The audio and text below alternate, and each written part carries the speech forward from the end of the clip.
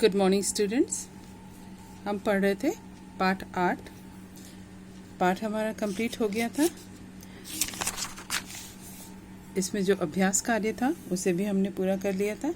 आज हम करेंगे मौखिक और लिखित प्रश्न उत्तर।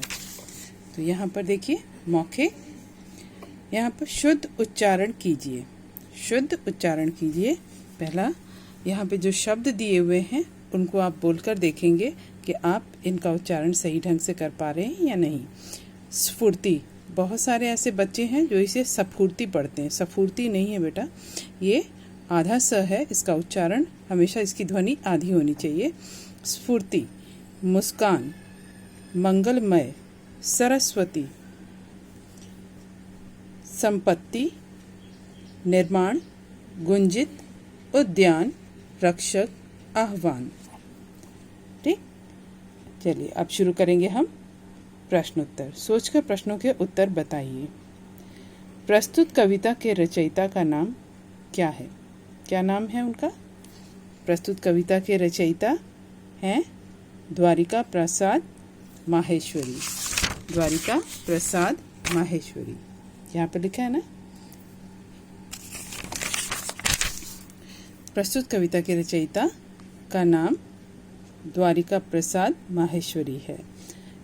दूसरा प्रश्न है, युग युग के मुरझाए फूलों में कवि क्या भरना चाहता है?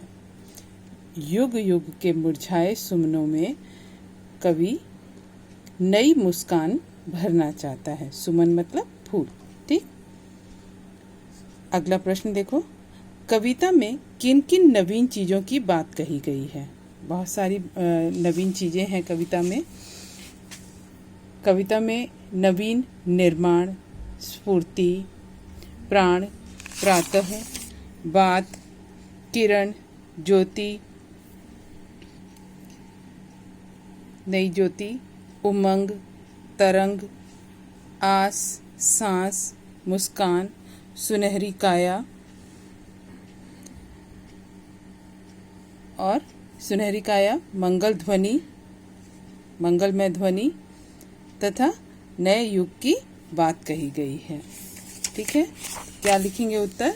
कविता में नवीन निर्माण, स्फूर्ति, प्राण, प्रातः, बात, किरण, ज्योति, उमंग, तरंग, आस, सांस, मुस्कान, सुनहरी काया, मंगलमय ध्वनि तथा युग की बात कही गई है।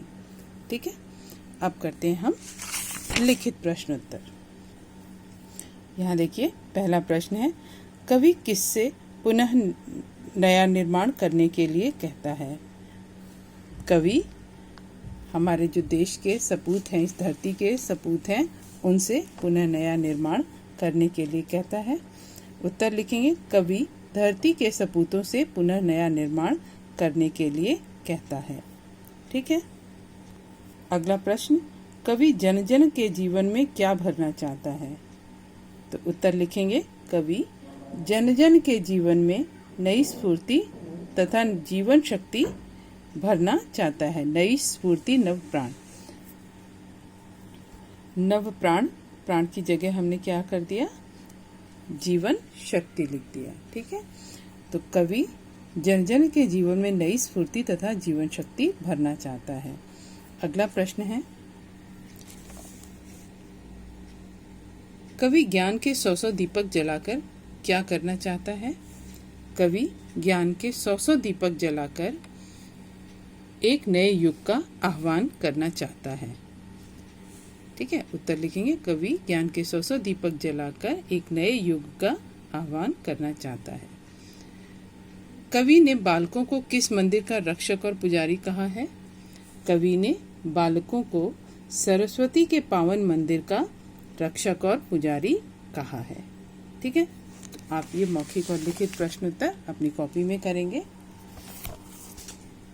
जैसे मैंने कर रखा है। ठीक है, इस तरह से आप अपनी कॉपी में करेंगे इन सारे प्रश्न उत्तरों को। ठीक।